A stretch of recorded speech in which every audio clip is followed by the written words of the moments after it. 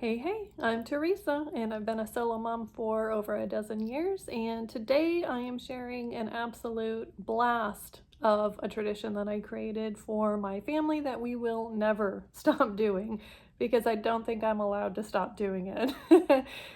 Even when my daughter's grown, she's going to be coming home from college or whatever she's doing in life. I feel like she's going to come back and she's going to demand her friends show up because it's just so much fun. And it involves Christmas and friends and music and partying and most importantly, carbs in the form of cookies. I love cookies. I would marry cookies. I'm probably already engaged. I don't know. Anyways, 7 simple steps. That's what I have for you today. I'm going to show you some of the supplies that I use, share those 7 steps, and just kind of walk you through everything and set you up for success, make it as easy as possible so that you will be doing this years from now too, because your friends and your kids and your friends' kids will not let you stop doing it. They will love it so much, okay? So welcome to part 4 of this 4-part series. If you're a solo parent in whatever form, this channel is for you. And did you know that if you find that little black subscribe button and you push it, it changes color? Go ahead, try it. See. And listen, if you're not a solo mom and you snuck in the back door and you're hiding in the shadows, come on out. We don't bite. It's all good. So, solo parent families are awesome. I truly believe it. Your family is going to be whatever you make of it. And you may not have chosen the circumstances that landed you this solo mom gig, but what you do from here, that's up to you. And if you're currently struggling in the season that you're in, chin up. It gets better. It really does, I promise. It gets better. And a big part of why it gets better is because you make it so. And I know you will.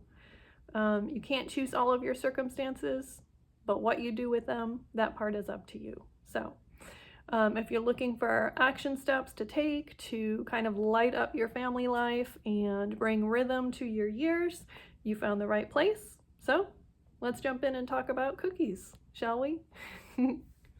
Cookies are life. Okay, well, anyway, they're the life of the party, or at least this party. So that's what I'm sharing with you today. A pre-Christmas party that I throw every year for my friends and their kids and my kid. And I have never seen an unhappy face at one of these parties. So I'm pretty much an introvert, but I do love people. I definitely love my friends. And I love that I get to host this party each year. I could never do this every week. I couldn't do this probably once a month, but once a year, I can do this. So I believe in you. All right, this the party takes a little bit of planning, just like any party, probably, just like a birthday party or anything else, but it's so worth it. And I'm gonna walk you through everything that you need to know, step by step. And I started this for my kid and for our friends when she was around 4 or 5. And I've kind of perfected over the years like how we go about doing this to make it as easy as possible. So learn from me.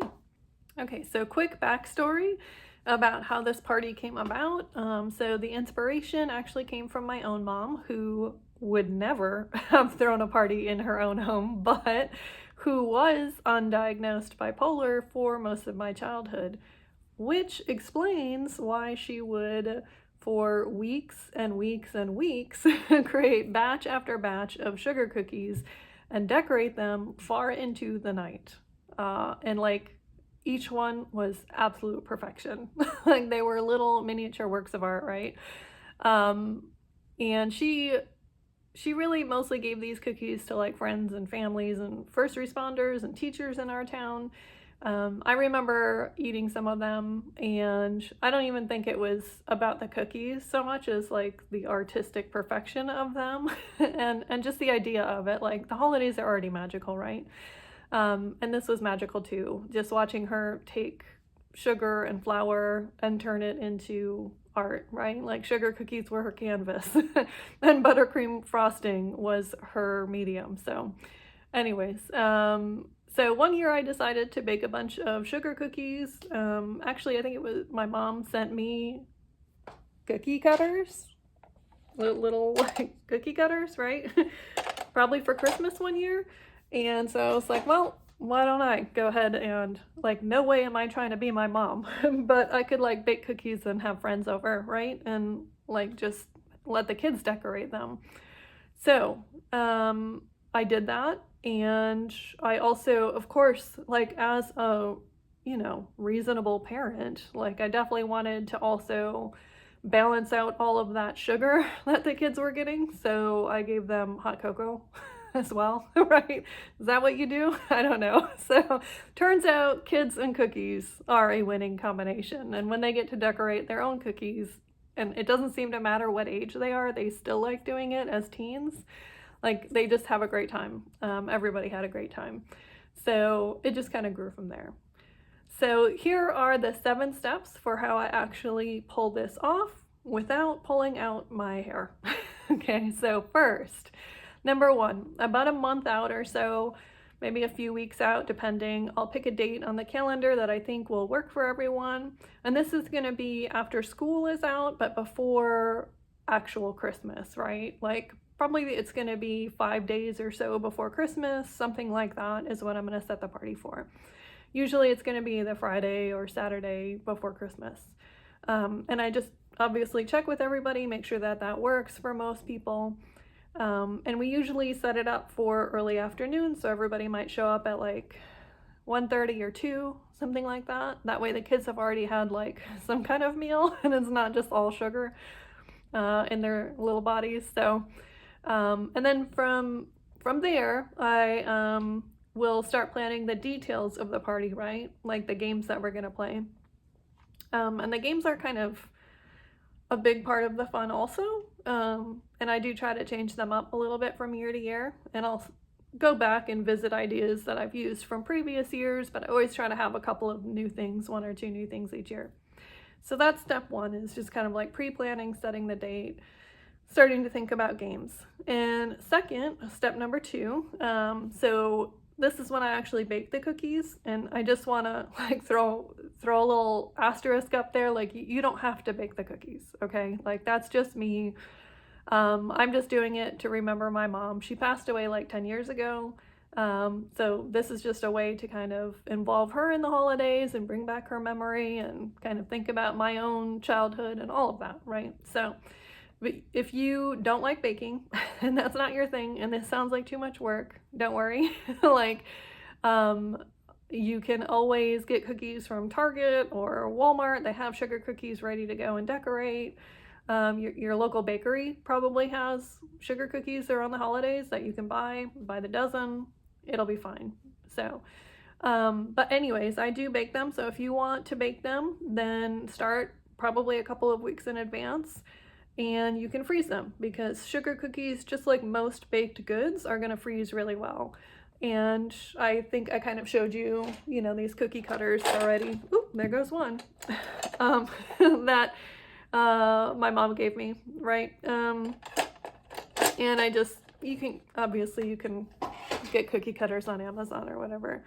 And you can get them pretty cheap. You don't have to use these metal ones. Those are a little bit more expensive, I think. So, and I should tell you some of the shapes, if you're going to bake these yourself, are more delicate than others. So a shape like this, a stocking shape, is pretty sturdy. You're probably not going to have too many problems with that. But if you're going to do a shape like this, like Santa Claus, I mean, you see how his little arm goes up? And for sugar cookies, depending on how thin they are and how crispy they are, that might make the cookie a little bit more or less delicate. So just something to be aware of if this is your first time. And then I'll just put all of the cookies in like gallon Ziploc bags. Once they've cooled off, you want to let them cool completely. And then I pop them in the freezer. And I try to aim for about 10 cookies per kid. And that sounds like a lot. I usually do have some leftovers, but they don't they don't necessarily eat 10 cookies. They're certainly not going to sit down and eat 10 cookies, probably, right? I'm not sure. I'm guessing their parents talk to them beforehand and have the cookie talk or something, like you can't eat them all at once. You have to bring some home for grandma and grandpa, right? Something like that. And they do bring some home. They bring, you know, probably 4 or 5, 6 cookies a piece home. And the adults will sometimes decorate a cookie or two, just for fun. Sometimes I'll decorate a couple of them. But what you want to do is aim for about 10 per kid, and then pull them out of the freezer and put them on the countertop to defrost overnight if you're baking them yourself. Okay, so step 3 is going to be making the icing, and again, just like before, if that's not your thing, you don't want to deal with it, you don't want to do it, you don't have to. You can buy like little round tubs of Betty Crocker icing or whatever. You can add your own color to it, and you can even buy tubes of icing already made of a couple of different kinds. I mean, you can do whatever you want, right? Like if this doesn't sound like fun to you, don't do it. Just go get some icing and make your life easier, right? But I like to make it, and I do make it in a couple of big batches, like a week or so in advance. And because there's so much sugar in frosting, it should stay fresh in the fridge like indefinitely. I mean, honestly, like probably just forever. I don't know. I should experiment and see. Like I could do that. I could leave some in the fridge this year and see how long does it take to go bad. That'd be interesting. I don't think it goes bad anytime soon. So the one concern that you might have about frosting in the fridge is fridge smells, right? So you don't want the frosting to absorb fridge smells. So I would say just like cover it well, cover it tightly with, you know, plastic wrap, or put it into a container that has like a lid that you can seal or whatever, right? And then at some point, whenever I have time, I'll split it into smaller batches and add the coloring. And so I have a couple of different types to show you here. There's this kind, which is just, you know, it's egg dye, it's food dye, whatever. These are the little droppers. And I mean, they come in a few different colors, which you can mix together to make other colors. I think I got some neon ones as well when I bought these. And it'll actually tell you on the back if you're interested in doing this yourself. Let's see if I can make the camera pick that up. I don't think I can, but there's a chart on the back that shows you like how to make the different colors. Like, do you want to make green or turquoise or pale yellow or orange sherbet or coral or whatever, and it gives you the little like how many drops of each to use to make them. Your other option is going to be icing colors, and this is like a gel, this one. Let me pull this out and show it to you. So they come in these little tubs. Wilton sells these. I'm sure there's probably some other brands as well that sell them. I think I got these at Walmart. I don't know. And you just use a toothpick with these to like dip it into the gel and then like swirl it into the frosting to get the color in there, and then whip it up or mix it up. And you can always add more, but you can't add less. So just kind of keep that in mind. It's easy to overcolor them, except for the color red. For some reason, it's hard to get red to work with icing. But you can get like a more intense dark pink. I don't think anybody cares. Nobody cares. And I will say this is my secret tip for you. If you add cocoa powder to like regular icing, it's going to be like the perfect color for teddy bears and Rudolphs and tree bases, and also it's going to taste amazing and you're going to want to eat it all, and so watch out. Okay, because it tastes really good if you like chocolate, which chocolate is my other boyfriend apparently. So again, if you don't feel like making any of these, just you can go buy tubs. You can add the colors. Probably there are tubs with colors. I don't even know, but you can figure it out. It's not hard. You're smart. You can do it. Okay, so 4th is going to be the week of the party, and during this week is when I go shopping for whatever supplies I need but don't already have. So this could be like sprinkles, snacks, supplies for the hot cocoa bar, maybe more icing bags, paper plates, that kind of thing. So I'll show you the sprinkles. You can get these kind that are just like, you know, little individual ones, or you can get like these multi ones. And I always just way overdo it with the sprinkles every year. I just get too many. And then I have a bunch left over for the next year. But they do expire. So just make sure that they haven't expired, because they'll go stale, they'll taste bad, and nobody wants bad tasting stuff on their cookies. So, and I actually do provide some decent snacks for the kids to help balance out all of the sugar from the hot cocoa and the cookies. So that might be like cheese sticks, maybe some salami, salted popcorn, fruit, fresh fruit or something like that. And let me show you the icing bags that I use. There are a couple of different kinds that you could get. So these kind are like reusable. You can reuse them every year. So the downside, of course, of reusable ones is you have to wash them. And I just got to the point where that was the last thing I wanted to do after throwing a big party, was like clean up all of this. So I've switched over to these kind, like some kind of disposable type, which is, you know, there's like a hole at the top and you fill it with the icing and then twist it up. And I do really like these little icing rubber bands, I guess. So you just take them like this. There's that little head right there, and you're just gonna wrap it around and then catch that head in the end. It's probably hard to see what I'm doing here, but right like that.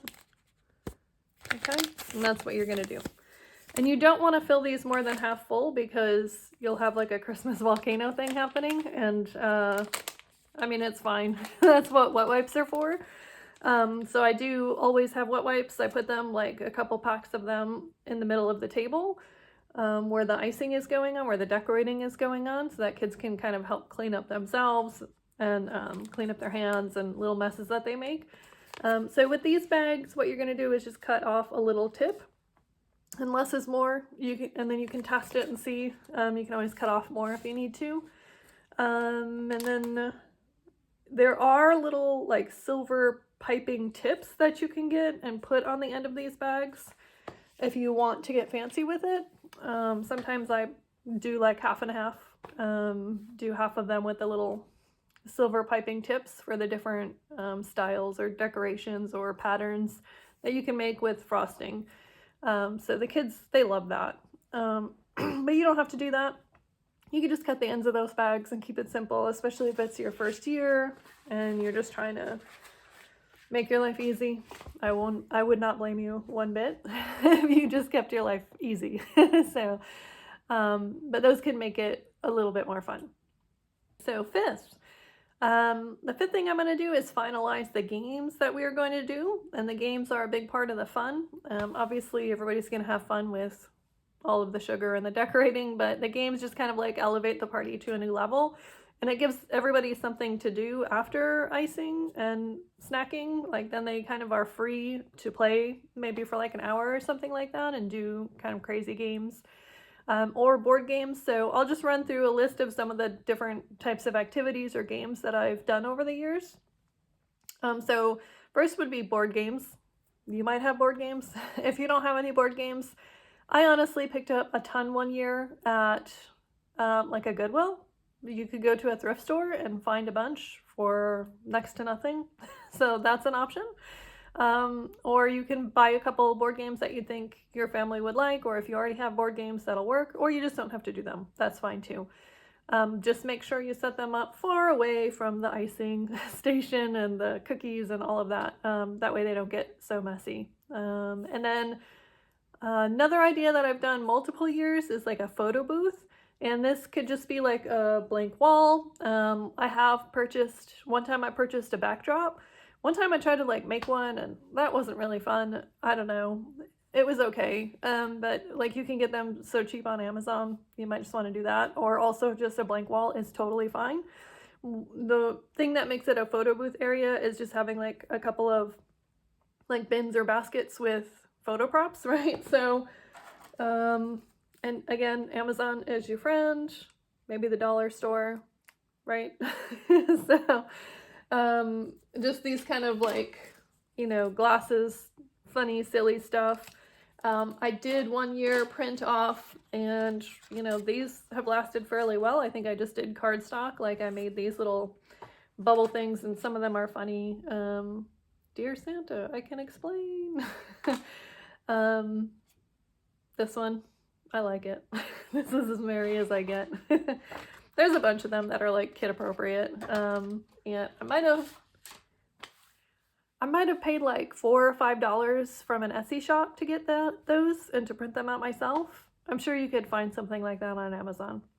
You can do that as well. And also you could just, I think we have like Santa hats and like a reindeer headband thing. Like, we only have one reindeer headband, but like that's fine, right? Like, we probably had some funny mustaches one year. Whatever you have, tinsel, like decorations from the Christmas tree, it doesn't matter. You can get creative. They're just going to take silly photos.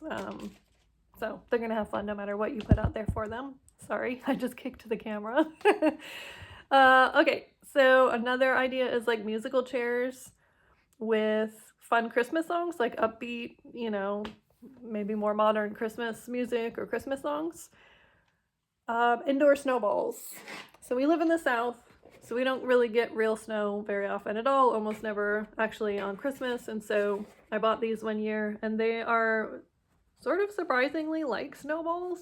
Like, just off of like Amazon, and you can like, you can throw these around and you're probably not going to hurt anything. They're so lightweight. Like, it's not going to hurt houseplants. It's not going to hurt my houseplants.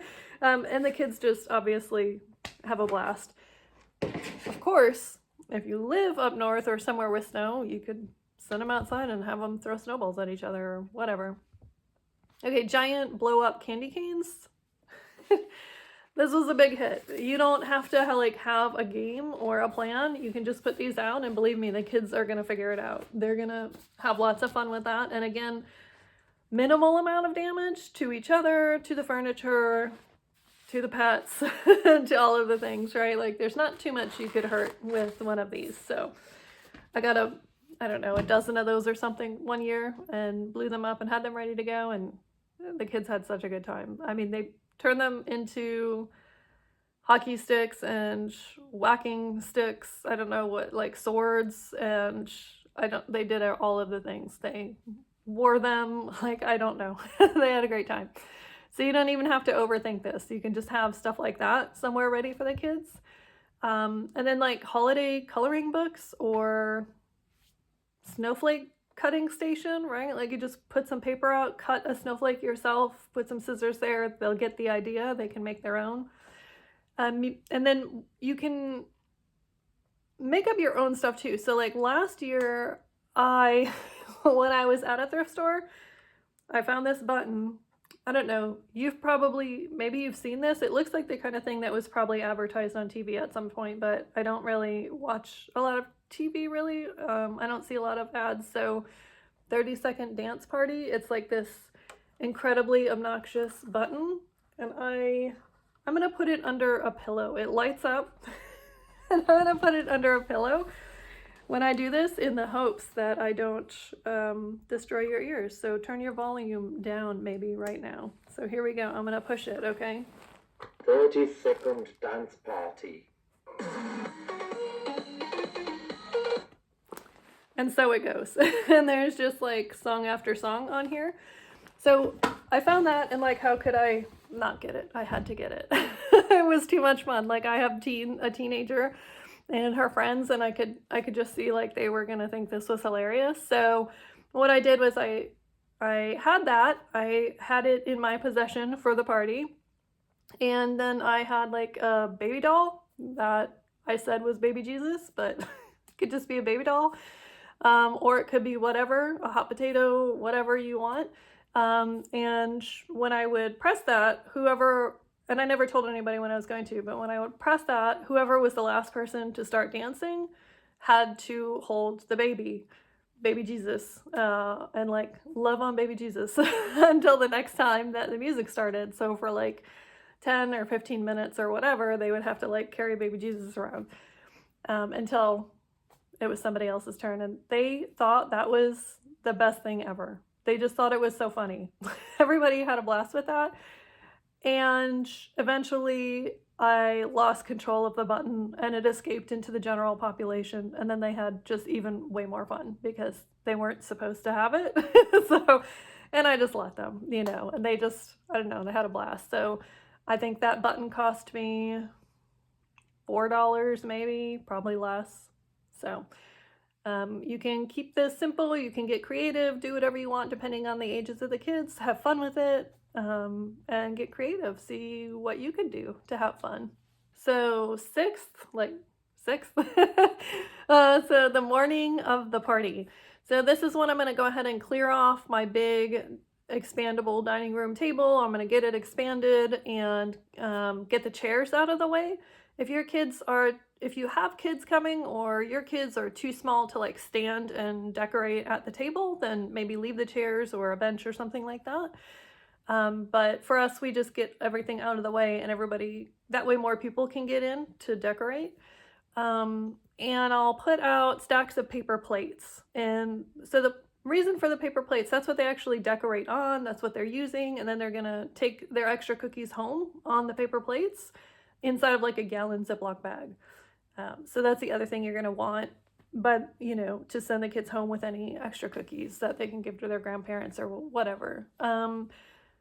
So then I'm gonna put out all of obviously the decorating supplies, and it's probably safe to put the frosting out, as long as it's not too hot in your house or something. Maybe if you live in Miami, it might be too warm or something, I don't know. But I think it's probably fine. Just make sure it's covered so I don't know, dust doesn't get in or something. And then put the little sprinkles out, and I just put out some butter knives, and then also I have like some of these little spatulas. I mean, whatever you have is fine. The kids don't care. They're gonna have fun and make a good time of things no matter what. Then I'll go ahead and get all of the snacks set up on the counter, and I'll put out my crock pot for the hot cocoa. So this is such a good tip that my friend told me a couple of years back. And I love it when my friends help me with things like this. So this just makes life so much simpler than what I had been doing in the past, which was like trying to cook hot cocoa and have it ready and keeping it warmed on the stove, like in big batches. That just wasn't fun. Like kids were getting burned because their older siblings were giving them a cup of hot cocoa that was the wrong temperature. Like it just wasn't good. So with the crock pot, like you just pre-make it in advance. It keeps it at the right temperature. It's never going to be too hot. You just have a ladle or something that they can scoop it out, and it's great. And then you don't have to deal with like hot water and all of that. So, and then you can buy, like I will buy like a big tub of the hot cocoa that you like scoop out to do, and it'll have a recipe on it for how to make a big batch. So that makes it easier too. I think I also last year had my friend bring an extra crock pot just so that we would have some non-dairy hot cocoa. We have a couple kids who can't do dairy, so that was good for them. And then you can set up the rest of the hot cocoa bar, and this is going to be like cinnamon sticks, whipped cream, mini candy canes, whatever you think kids would like. And then of course get out the board games or whatever games. You might, depending on like if it's a photo booth or something, you could do that the day before and get that taped up on the wall or whatever, but you're smart, so you're going to figure it out. And that's it. That you should be ready to go. Put on a party hat, right? So after that comes the last step 7. And this is going to be like the hour before the party, like an hour before people show up. So at this point, everything that I have had in the fridge, like probably the whipped cream for the hot cocoa, I guess, salami or cheese sticks or anything like that, that's when I'm going to get that out of the fridge, put the cookies onto big trays or on the table. Or if you don't want to do that and it's one less thing to clean up, you can just put out butcher paper or wax paper or parchment paper or whatever, and that's fine. That works just fine. And then stack the cookies, so I'll make a stack of little Santa cookies and a snowflake cookies, and the kids can kind of browse and take the ones that they want to decorate. And then obviously putting out the tubs of icing and putting on some Christmas music. So the way I like to do this is at the beginning when the kids are decorating, I put on like more traditional Christmas music to kind of keep things calmed down a little bit because they're excited, they're seeing their friends, they're eating sugar, and I don't know, it just seems like they're already busy with something. But towards the second half of the party, when everybody is like done with the cookies and they're more like, maybe they want to have a dance party, or maybe they're doing board games and things like that, whatever. You can kind of liven things up and go with like a more active type of Christmas music, but whatever you want to do. And I'll just put it on, for me, I just put it on the TV. I just use like YouTube or whatever to pull up whatever music I like. You could do it obviously through your phone and speakers or whatever you like is fine.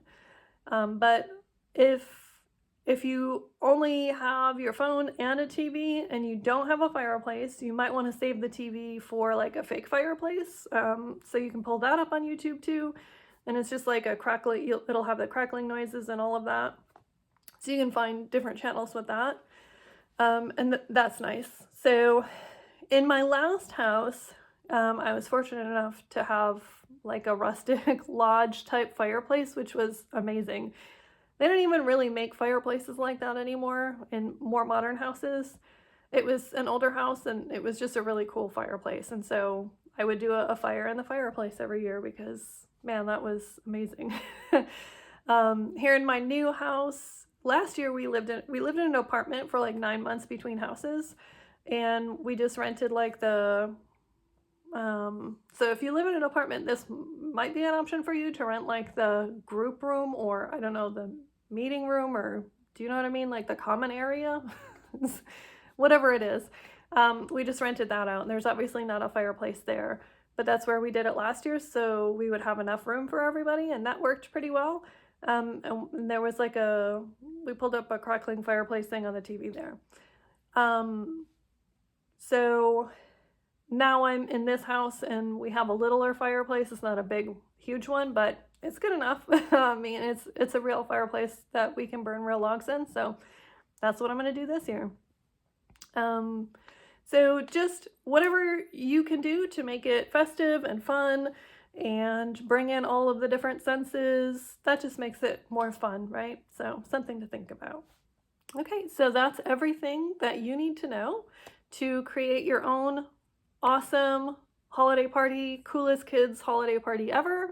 And you definitely should do it. It's a little bit of work. It's a little bit of money. It's some preparation, but it is so much fun. Like, so much fun. Your friends will be happy to come over every year and get to celebrate with you. The kids will look forward to it every year. It'll become such a cool tradition for your family and like a gift to your friends, right? I mean, this is it's one of my holiday gifts to my friends, basically. So it's throwing that party. And usually when people come over, they're leaving by about dinner time, which gives me enough time to kind of clean up, put things away a little bit. I'll clean up like all of the decorations and games maybe the next day, depending on how I feel. But I do like to sit back and unwind with a cup of hot cocoa of my own, maybe in front of the fire, maybe with a Christmas movie, and start planning next year's awesome Christmas party. So I wish you all the best of luck and happy holidays if it's the holiday time of year where you are. And I hope you have an absolute blast. So if you have, and I would love to hear, if you have any cool or fun ideas for holiday games that have worked for your family at parties, or you've been to somebody else's party and there was a cool game that seems like something that a family could pull off, let me know. I am right now trying to figure out what are we going to do this year for games, right? So go ahead and use the comment section. Let us all know if there are cool ideas you can think of or funny games. Whatever it is you think would liven up the party, I will steal your ideas. I am not ashamed. And I'm sure you'll be helping somebody else out. Now that you've reached the end of the series, if you've missed any of the other videos, there were 3 more videos in this series about creating cool traditions for your family. and all throughout the year, and all of them are easier than this one to plan and execute, and some of them are super easy. So if you want, you can start back here again with my first video. I'll link that somewhere. I don't know. It'll be here. And then in my upcoming series, I'm going to share about mom guilt and how to overcome it, and how I've overcome it, and how to make it your best friend.